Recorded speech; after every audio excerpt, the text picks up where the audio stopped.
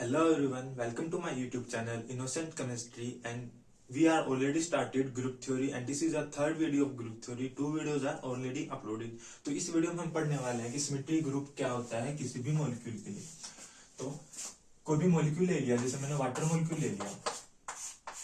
इस water molecule में जो जो सिमेट्री एलिमेंट है, इन सब सिमेट्री एलिमेंट के कलेक्शन को क्या बोलते हैं? सिमेट्री ग्रुप बोलते हैं। जैसे वाटर मॉलिक्यूल में क्या क्या है? आइडेंटिटी है सिमेट्री एलिमेंट, एक C2 सिमेट्री है, ये वाली यहां से सिग्मा V है और एक सिग्मा V डैश है।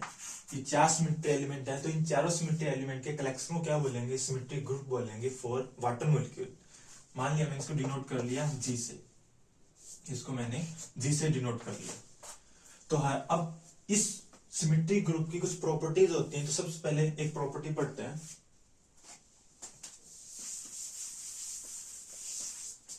सबसे पहली प्रॉपर्टी है क्लोजर प्रॉपर्टी, क्लोजर रूल और क्लोजर प्रॉपर्टी।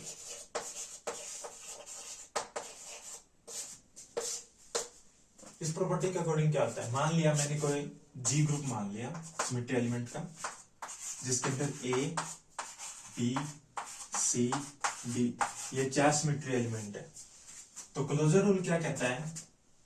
एलिमेंट ले लिया मैंने ए, सिमेट्री एलिमेंट ले लिया ए को जी ग्रुप से, और बी को सिमेट्री एलिमेंट ले लिया ग्रुप जी से, और इन दोनों का मैंने प्रोडक्ट करा दिया। तो जो रिजल्ट आएगा, सी मान लिया इसका रिजल्ट आए, तो सी भी इसी ग्रुप जी से बिलोंग करेगा। मतलब अगर symmetry element A belong to G और symmetry element B belong to G, अगर इन दोनों का प्रोडक्ट कराया मैंने, तो सिमेट्री एलिमेंट मान लिया सी है रिजल्टेंट, तो वो भी ग्रुप जी से बिलोंग करेगा।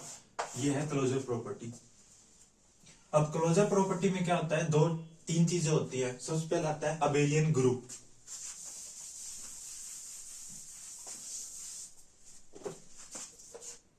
अबेलियन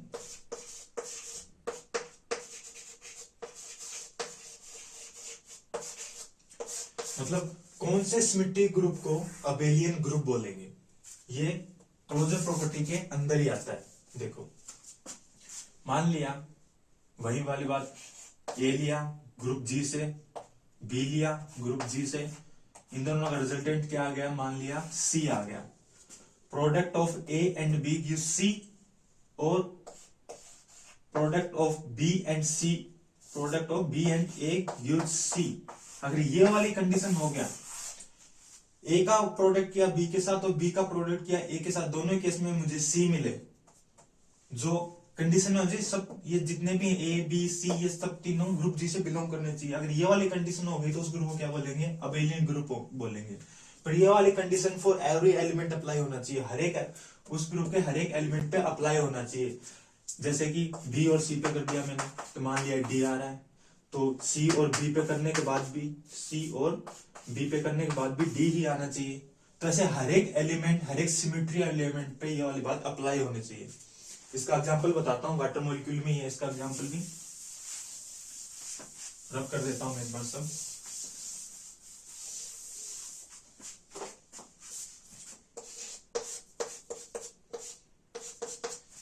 इसका मैंने सिमेट्री ग्रुप मान लिया जी ई C2, जेड एक्सिस क्या लो, sigma V z x z, और सिग्मा V वाई जेड। ठीक है, हाइड्रोजन 1 हाइड्रोजन 2 मैंने अप्लाई किया C2 dot sigma V x Z. Apply करते हैं। पहले इस मॉलिक्यूल पे मैंने अप्लाई किया C2, ये जेड एक्सिस क्या होगा? ऑक्सीजन H2, ये H1 ये H2, H2 हाइड्रोजन इस साइड आ जाएगा और हाइड्रोजन 1 उस साइड चला जाएगा। फिर मैंने इसके अंदर क्या अप्लाई किया? Sigma V x Z. X Z मैंने अप्लाई किया ये वाला, ऐसे जो प्लेन पास हो रहा है दोनों हाइड्रोजन के बीच से, दोनों हाइड्रोजन के बीच से जो प्लेन पास हो रहा है वो वाला, ये वाला मैंने पास किया, तो क्या हो जाएगा? ऑक्सीजन, H1 इस साइड और H2 उस साइड।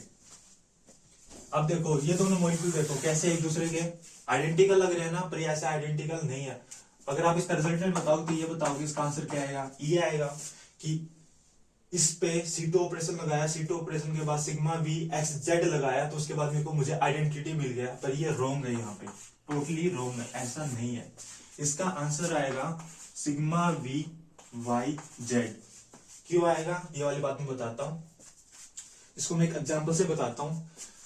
जैसे मेरे मोबाइल का बॉक्स है, ठीक है, यहाँ पे मैं क्या मान रहा हूँ, ऑक्सीजन एटम मान रहा हूँ एक, कि यहाँ पे एक ऑक्सीजन एटम है, ऐसे यहाँ पे ऑक्सीजन एटम रखा हुआ है, ठीक है, और एक यहाँ पे हाइड्रोजन है, एक हाइड्रोजन यहाँ पे है, ये बेंट मान लो इसको ऐसे। एक बार मैं ऑक्सीजन एटम को यहाँ से हटा देता हूँ, यहाँ पे एक हाइड्रोजन है, यहाँ पे दूसरे हाइड्रोजन है, स्फीयर में हाइड्रोजन का एटम, और ये हाइड्रोजन का एटम भी क्या है, स्फीयर में, ये स्फीयर, ये स्फीयर। मान लिया कि हाइड्रोजन एटम स्फीयर में है, ये जो आपको इस साइड दिखेगा उस एटम का, ये सामने वाला हिस्सा जो आपको दिख रहा है, और जो पीछे है जो नहीं दिख रहा है वो इसका बैक साइड पोर्शन है।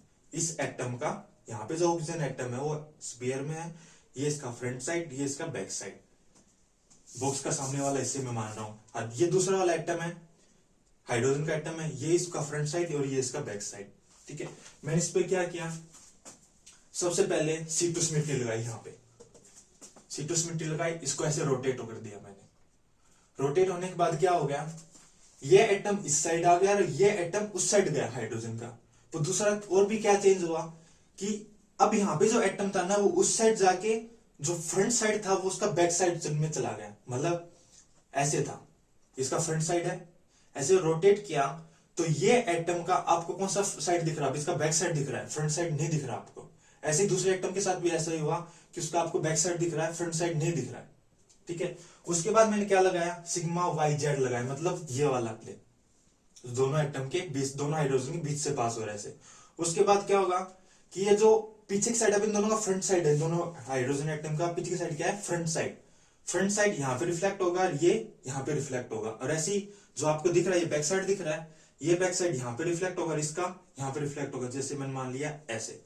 तो मतलब फाइनल रिजल्ट क्या आ गया मेरा, ये आ गया कि दोनों हाइड्रोजन का आपको बैक साइड दिख रहा है, और यहाँ पे क्या था, दोनों हाइड्रोजन का आपके पास फ्रंट साइड था। तो आइडेंटिकल नहीं हो सकते दोनों, क्या है फिर ये, अगर ये आपको ऐसा दिख रहा है और ये यहाँ पे ऐसे था, मतलब क्या हुआ, ये वाला प्लेन पास किया मैंने, इस वाले प्लेन ने क्या किया, इन दोनों हाइड्रोजन एटम का फ्रंट वाले साइड को बैक साइड में रिफ्लेक्ट किया और बैक साइड को फ्रंट साइड में रिफ्लेक्ट किया, और ऐसे सेम इस हाइड्रोजन एटम के साथ ये वाला।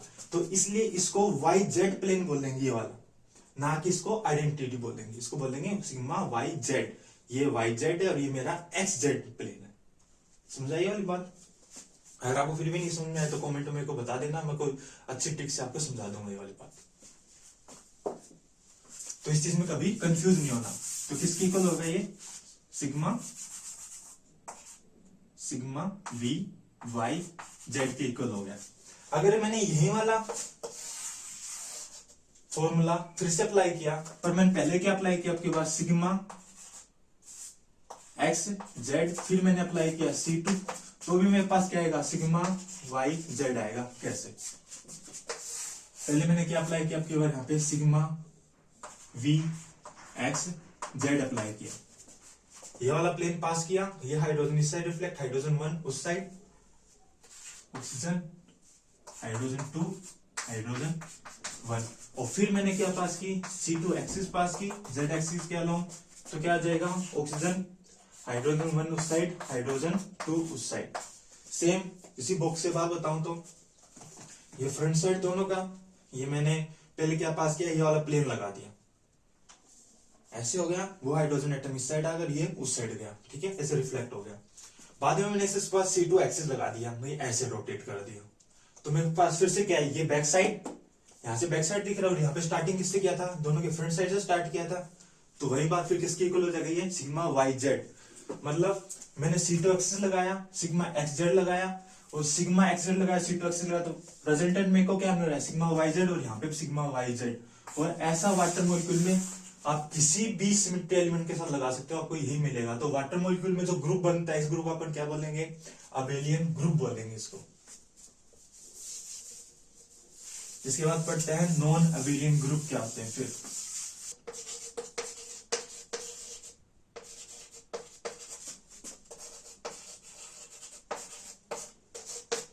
ये सब अपन क्लोजर प्रॉपर्टी है उसी के अंदर पढ़ने लग रहे हैं। तो नॉन अबेलियन ग्रुप क्या होते हैं, जिन मॉलिक्यूल में सिमेट्री एलिमेंट्स का जो कलेक्शन होगा, ग्रुप बनेगा, उस ग्रुप में क्या हो, ए और बी की डॉट प्रोडक्ट करो, क्या है, कोई सिमेट्री एलिमेंट सी है जो भी इसी से बिलोंग करता, ठीक है। और बी और ए का जब सिंपल प्रोडक्ट करो तो क्या है, कोई भी, मान लो डी आ गया, मतलब दोनों केस में इक्वल नहीं आए। अबेलियन ग्रुप में क्या रहता है, ए और बी का प्रोडक्ट सी के इक्वल और बी और ए का प्रोडक्ट भी सी के इक्वल। यहाँ पे एक में सी के इक्वल और एक में डी के इक्वल आए, तो ऐसे मॉलिक्यूल को, ऐसे ग्रुप को क्या बोलेंगे, नॉन अबेलियन ग्रुप बोलेंगे। इसका एग्जांपल जैसे मैं बताता हूं, NH3 मॉलिक्यूल,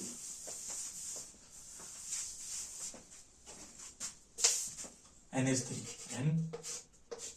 NHH, ये मॉलिक्यूल इस साइड से है, ठीक है। मैं इसको अच्छे समझने के लिए इसको ऐसे लिख रहा हूं कि नाइट्रोजन, नीचे से मतलब नीचे से देखा तो ऐसे कि हाइड्रोजन हाइड्रोजन हाइड्रोजन, बीच में नाइट्रोजन, ऐसे। तो नाइट्रोजन,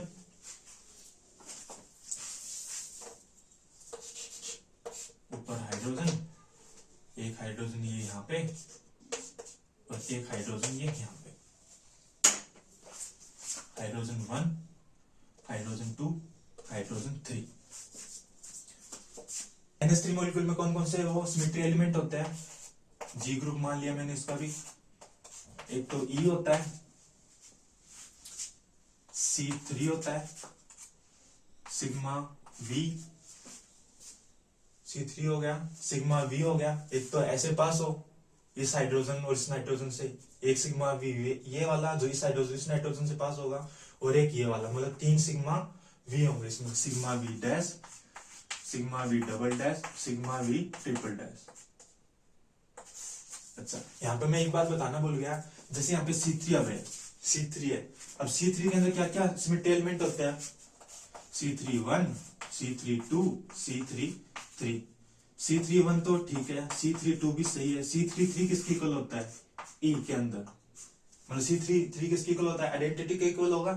तो मतलब रियल में जी ग्रुप के अंदर कौन कौन से सिमेट्री एलिमेंट होंगे फिर, E, C31, C32, sigma V dash, sigma V double dash, sigma V triple dash.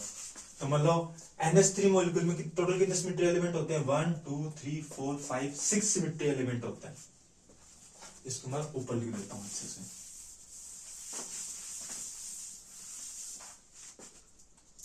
C31, C32, sigma V dash, sigma V double dash, ऐसे मान लिया। चलो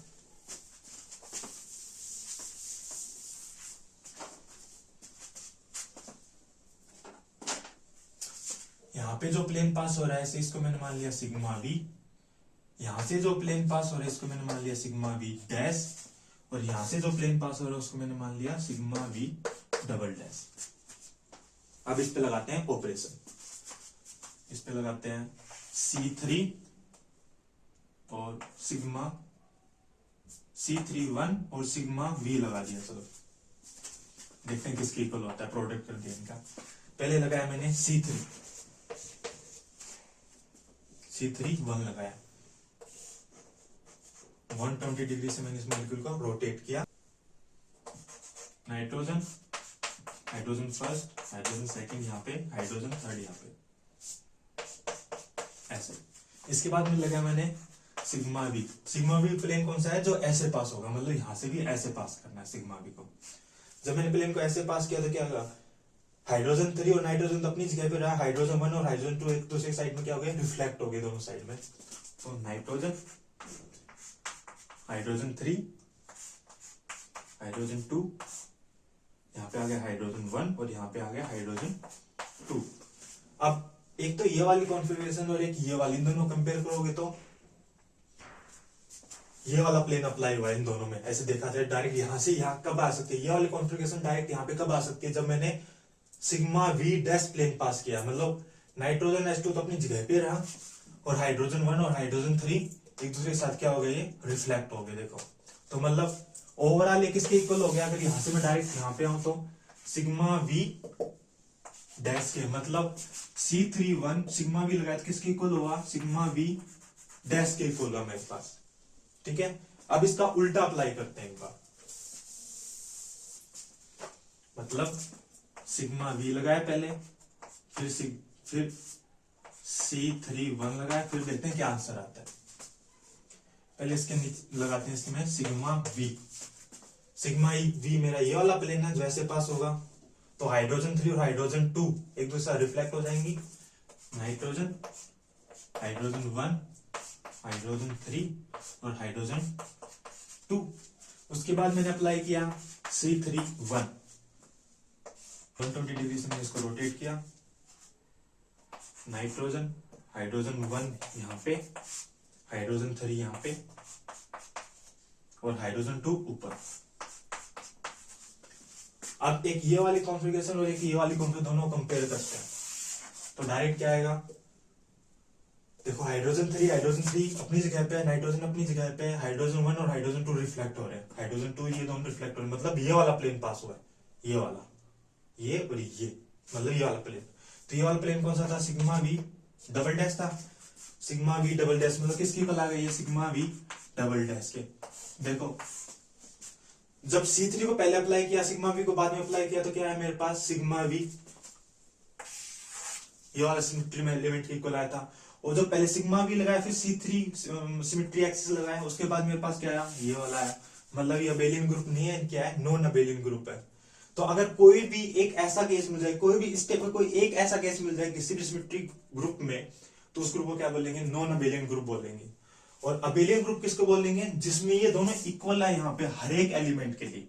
पर नॉन अबेलियन में कोई एक भी आ जाए ना ऐसा ग्रुप, ऐसा कोई भी एक कॉम्बिनेशन आ जाए तो उसको नॉन अबेलियन बोलते हैं। इसके बाद देखते हैं स्क्वायर ऑफ सिमेट्री एलिमेंट। हमने NH3 के केस में बात कर लेते हैं, E C31 C32 sigma we dash sigma we double dash. Square मतलब स्क्वायर करना है, जैसे मैंने C31 की प्रोडक्ट C31 के साथ ही कर दिया, इन दोनों का मैंने क्या कर दिया, प्रोडक्ट, मतलब स्क्वायर किसके इक्वल आ जाएगा, C32 base same power added 2, जो C32 है वो इसके अंदर एग्जिस्ट करता है। अगर मैंने इसका स्क्वायर करता हूं C32 का मैंने स्क्वायर किया, किसके इक्वल आ जाएगा, C34 पे, C34 किसके इक्वल होता है, माइनस हो जाएगा, 4 - 3 हो जाएगा, यहाँ पे C31 एग्जिस्ट करता है, sigma v multiply sigma v का square, even power, plane of symmetry पे इवन पावर मतलब आइडेंटिटी एग्जिस्ट करता है। इसका वैसे आइडेंटिटी आ जाएगा, इसका भी आइडेंटिटी आ जाएगा, और आइडेंटिटी का स्क्वायर मतलब आइडेंटिटी सेम।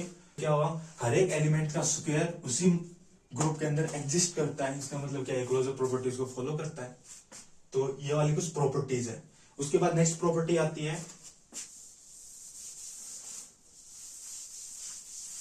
Associative property. इसको ज्यादा डिटेल में नहीं पढ़ेंगे, ज्यादा जरूरी नहीं है ये वाली प्रॉपर्टी।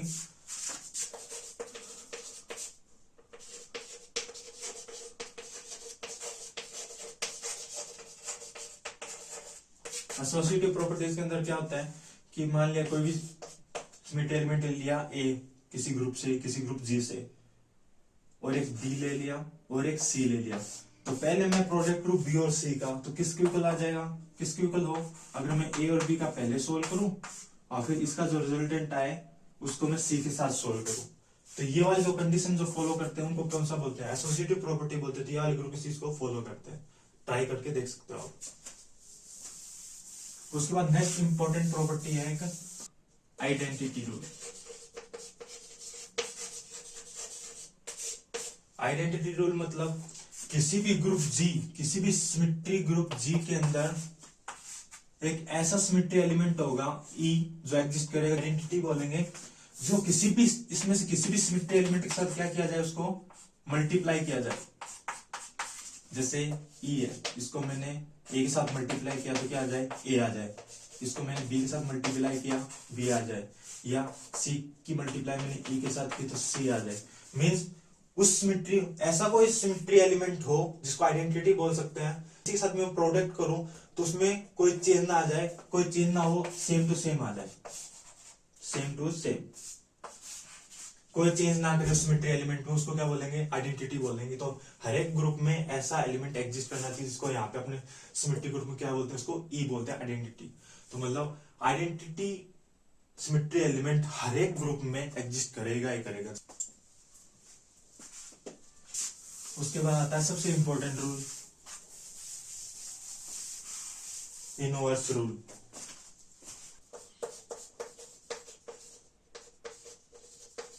इनवर्स रूल, इस रूल में क्या होता है, कोई भी ए की प्रोडक्ट ऐसे कौन से सिमेट्री एलिमेंट के साथ करूं कि ई आ जाए।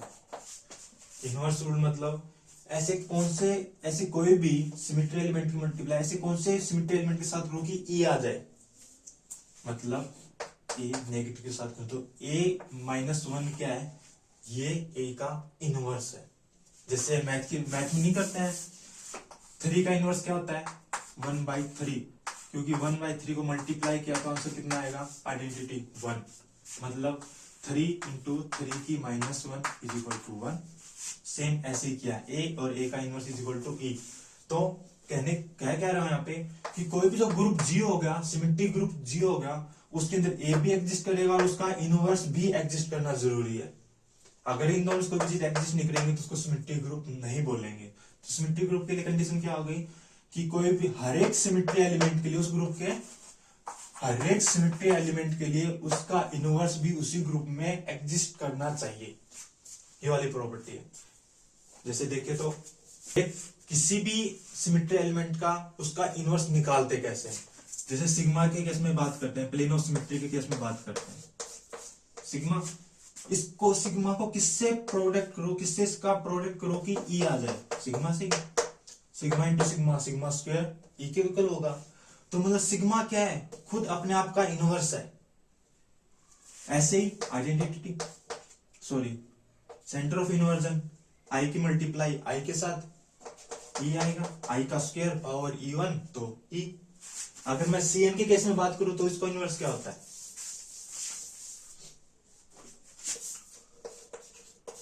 CN के केस में बात करूं, जैसे मैं कुछ C32 का इसके साथ प्रोडक्ट करूं कि ई आए, C32 की मल्टीप्लाई अगर मैं C31 के साथ करूं तो power added C33 = identity.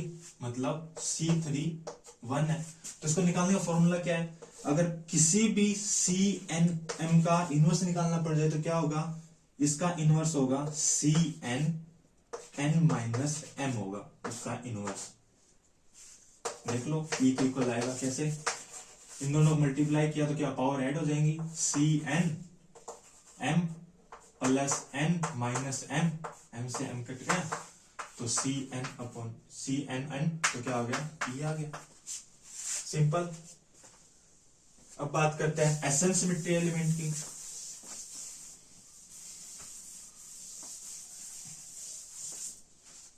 SN symmetry element में क्या होता है, इसको मैंने अज्यूम कर लिया SNM है कोई भी जिसका हमको इनवर्स निकालना है।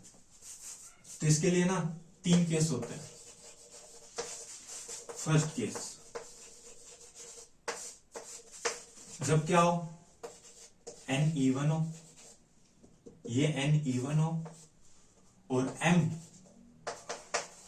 चाहे even हो चाहे odd हो, तो कैसे निकालते हैं, SNM इसका इनवर्स क्या होगा, फिर SNN - M होगा। क्यों, देखो अगर n इवन है तो पीछे वाली वीडियो में मैंने बताया था, अगर Sn में n इवन है तो Sn कितनी बार ऑपरेट होगा, n टाइम्स ऑपरेट होगा। जैसे S4 है तो ये S4 तक जाएगा, जब S4 आएगा तो क्या हो जाएगा, आइडेंटिटी आ जाएगा। तो देखो S4 1, S4 2, S4 3, S4 4,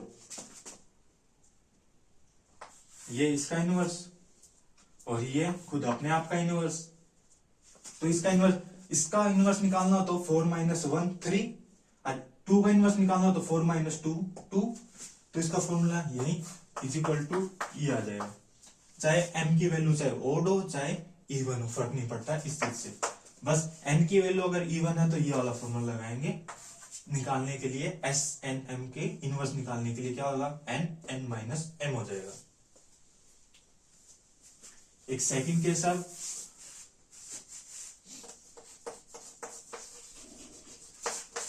इसमें क्या होगा, अगर n क्या हो मेरे पास ओड, n मेरे पास ओड हो और m मेरे पास क्या हो इवन हो। अगर n मेरे पास ओड है तो उस Sn को कितनी बार ऑपरेट करेंगे, 2n टाइम ऑपरेट करेंगे। जैसे S3 था, कितनी बार ऑपरेट किया था इसको, S3 1, S3 2, S3 3, S3 4, S3 5 और S3 6, 1 2 3 4 5 6 बार इसको ऑपरेट किया था। तो इसका इनवर्स क्या होगा, अब देखो ये इसका इनवर्स है,